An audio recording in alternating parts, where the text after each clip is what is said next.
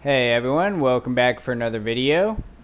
Took a nice long break, which is really nice to do. It's important to do every now and then when you're working on these games, especially when you're just hitting brick walls and you're not making a lot of progress. So I was working on my respawn system, sleeping bag respawn system, and I was having just horrible time trying to figure out how to get myself to respawn on the sleeping bag. And it was working a little bit, and then it stopped working, and then I couldn't figure out what I did to like make it not work. So I got really frustrated, and my vacation was coming up, so I was just like, you know what, let's just go on vacation. I went hunting.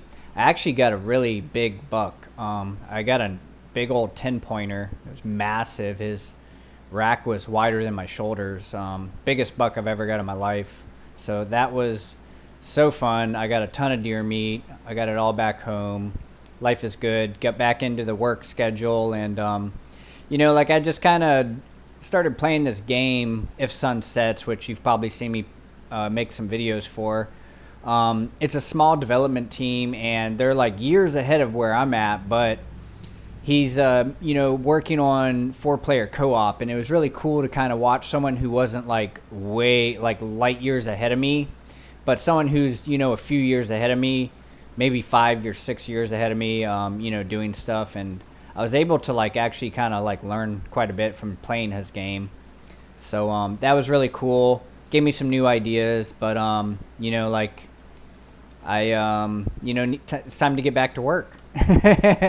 And I've have a whole bunch of ideas that I wanted to try now. So I've been working on it, and we kind of got some stuff to work. So I need to make it to where that's not placing so low in the ground. The campfires, they do work, so you can go up to it, and this is the campfire. If I was to place a chest down, which I don't think I've added the chest to the inventory thing, I've only added the straw mat and the campfire. So the straw mat's going to be your respawn point, and you can place anything by just right clicking it and hitting this place button, which you get if it's a placeable, which this up here is spamming me, telling me, hey, you haven't added a category for your placeables. Yeah, I know, I'll get to that. So I need to make it to where the mouse wheel will rotate.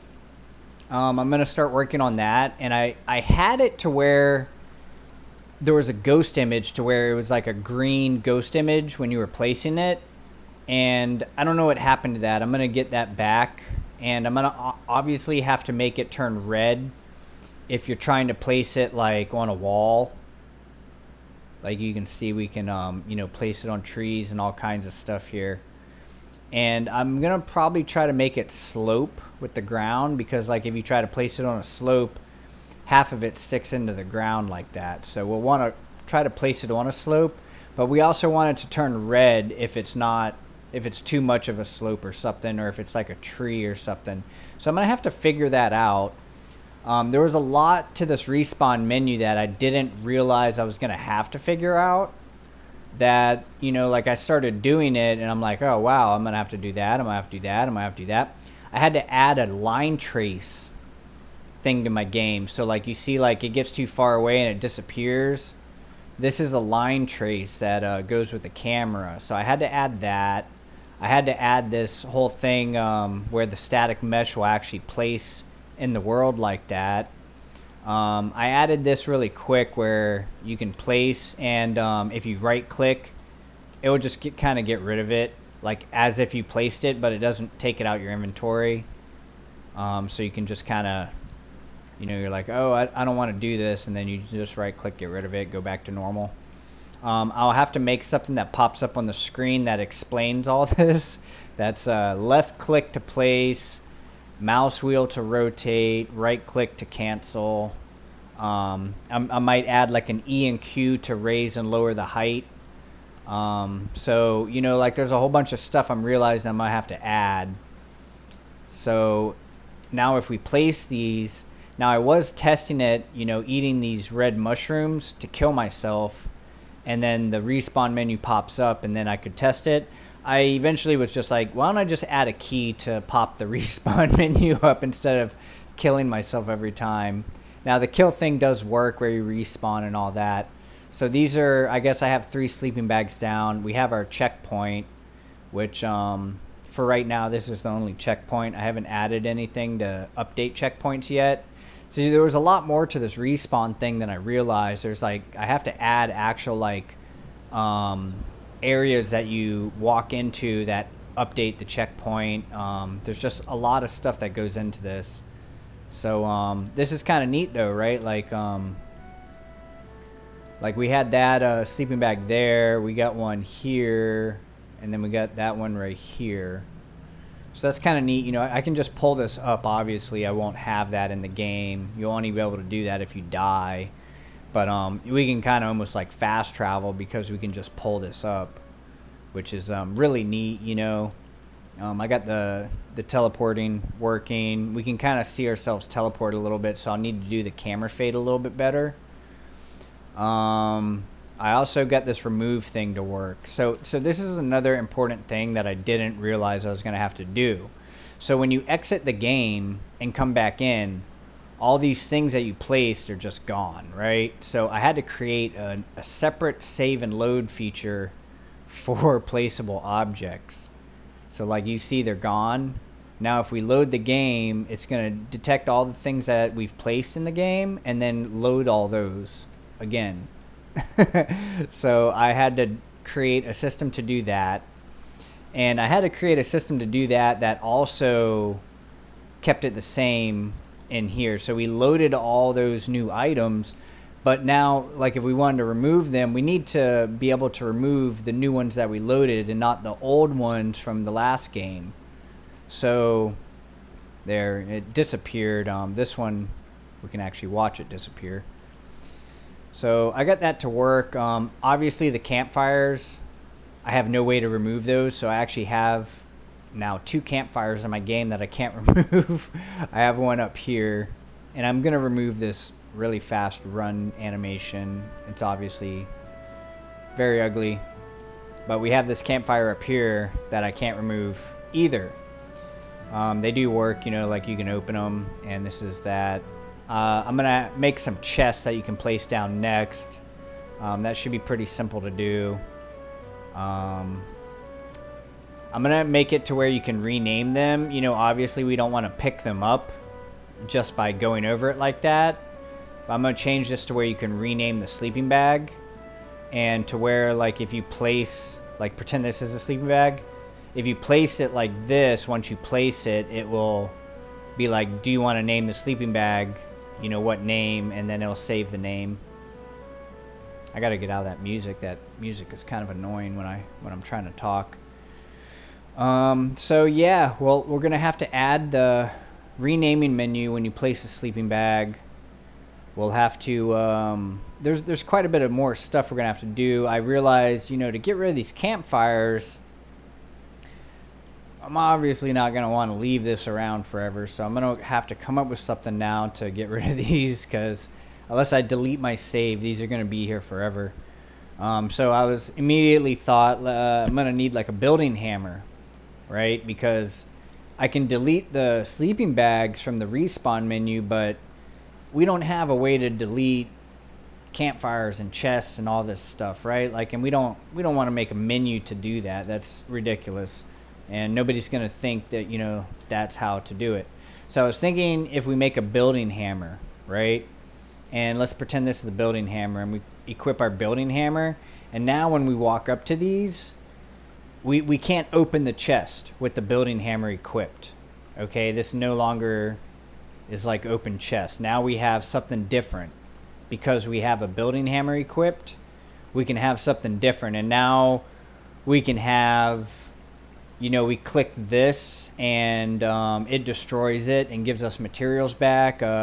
We can click this and it picks it up, and now we can move it somewhere. Yeah, you know, we can have some more options. Rotate it. I guess there's not a whole lot of options, but you know, we can have our building hammer do that.